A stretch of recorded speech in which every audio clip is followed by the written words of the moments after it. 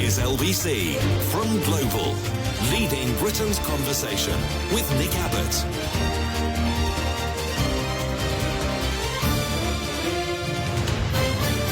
Right, back to more of your calls in a moment, but let's get an update on what's happening around the White House. Simon Marks is LBC's Washington correspondent, and he joins us on the line now. Hello, Simon. Evening, Nick. Well, there has definitely been a shooting incident near the White House. By some estimates, between 20 and 30 shots being fired, possibly being exchanged between two people with weapons.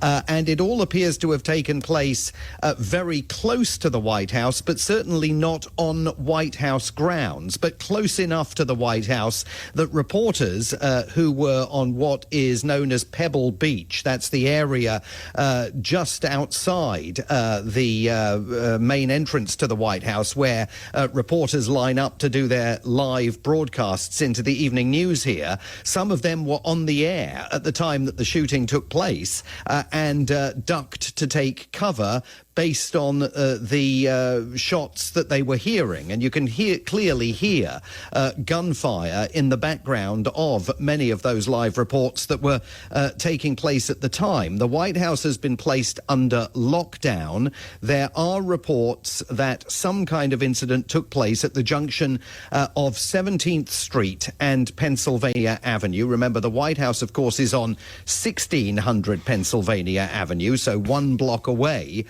from 17th Street. But I'm also seeing pictures that indicate that perhaps it was a little bit further away even than that, and well outside what would traditionally be the White House security perimeter. There certainly seems to be a very significant police response to all of this now, with the centre of the city locked down, the White House itself absolutely locked down. It's been a very busy afternoon there because, as you know, President Trump, Vice President Vance and other senior figures within the administration were working in the Oval Office, dealing with the Iran situation, holding conversations with a wide array of leaders in the Middle East, and a separate conversation with Benjamin Netanyahu that gave rise to some optimism about the possibility of an agreement on Iran. Now the building itself locked down. The usual security perimeter around the White House has been extended back to the scene of a shooting that took place just a few months ago here, when you will remember that two members of the National Guard were murdered not far from the White House, right outside Farragut West Underground Station, which is one of the underground stations that serves the White House complex and surrounding businesses.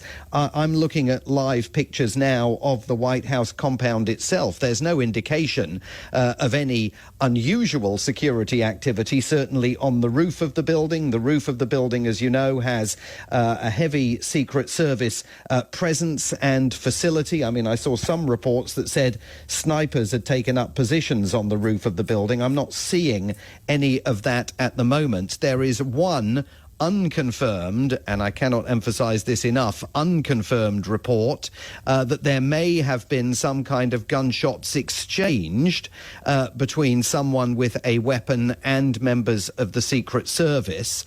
But again, no indication yet that this was an effort to attack the White House, that this took place on White House grounds, or necessarily particularly close to the White House. I mean, in the immediate vicinity of the building and the security cordon that surrounds it. But I think we need to know a lot more detail before we can get a sense of exactly what has taken place. Certainly, no question, when you listen to the sound of what was going on in the background of those reporters' live broadcasts from the White House at the time, that there was a very significant, possibly exchange of gunfire.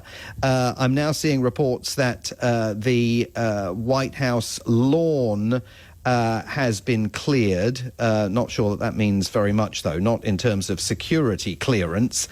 So I think we just have to wait and see where all of this goes.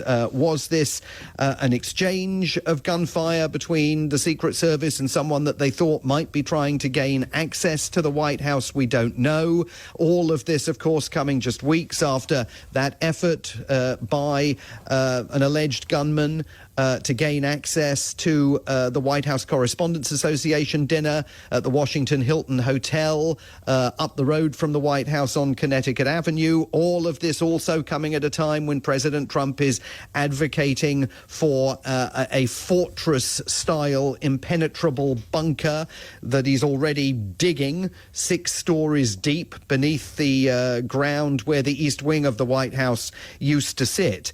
But all we really know at this point is that something has taken place in the center of Washington, D.C., near the White House compound itself. The White House compound has been locked down for now. Absolutely no indication whatsoever that the president, the vice president, were ever in any danger as a result of this, but definitely some sort of gunfire, possibly involving 20 to 30 shots that were fired outside the White House vicinity within the course of the last hour. For people who don't know, I mean, I've never been to Washington, D.C., how quickly from all those gleaming white buildings of the government does it get dangerous? Because Washington, D.C. is a dangerous place. I mean, some years someone gets shot pretty much every day.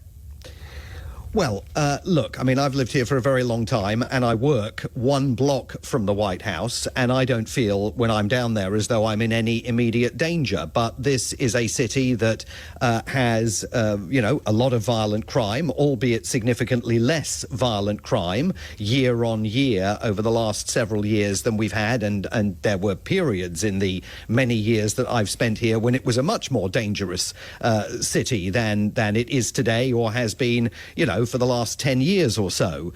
The reality is that this is a country, as you and I have discussed on many occasions, where anybody who wants to get a gun can get a gun.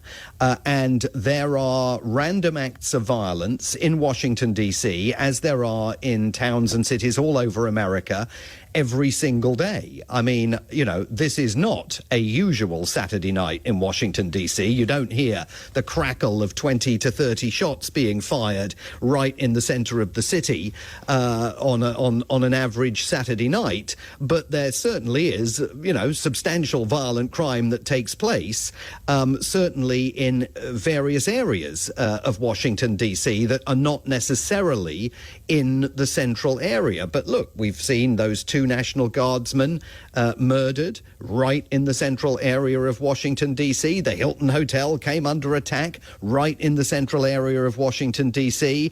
I mean, it is an unfortunate aspect of living in this city and in this country more broadly that you are always attuned to it. I mean, I can tell you that, as the father of 2 lads, both of whom went to local schools here, one of them ended up being under lockdown for 3 hours because shots were fired right outside the school in, a leafy, affluent neighborhood of Washington, D.C., and it was feared that an attack was being made on the school. That turned out not to be the case. More recently, just within the last month, one teenager attending the school has tragically been shot to death in a car park very close to the school in an incident that is still under investigation by police. So, you live here, you live with the knowledge that random acts of violent crime can take place anywhere at any moment because we all know this, of the ubiquitous availability of guns and weaponry in the United States. So, I've been here long enough that these incidents unfortunately no longer come as a surprise to me. But the fact that this has taken place so close to the White House, certainly is, an added cause for concern. There was an instant reaction inside the building, with the Secret Service telling everybody in the press corps to get inside and barricade themselves into the briefing room, abandoning all their equipment and abandoning their live broadcasts. And because I think of the febrile nature of what we've witnessed here over the last several months, plus, of course, during the campaign, the attempted assassination of President Trump then, more recently, what we saw at the White House Correspondents Association dinner, I mean, there is the realization here that this kind of violence can absolutely hit home very, very unexpectedly and very, very quickly. Still nothing that I'm seeing on the DC Police Department's social media feed to either update anyone on what's taken place or alert the public about the need to avoid the central area in Washington. I will say it has been pouring with rain all day here. It is a holiday weekend. It's the Memorial Day holiday weekend, supposedly the official start of summer in the United States, although you definitely would not know that from the weather that we've been experiencing here today. So my suspicion, and I'm not down there, I'm broadcasting tonight from my home studio, but my suspicion is that it will have been fairly quiet down there because, on weekends there isn't much to attract people other than getting a picture in front of the White House anyway. I mean, the place where this incident appears to have occurred would be relatively close to one of the major hotels that looks down on the White House complex, but not especially close to any of the memorials or monuments that people habitually visit here.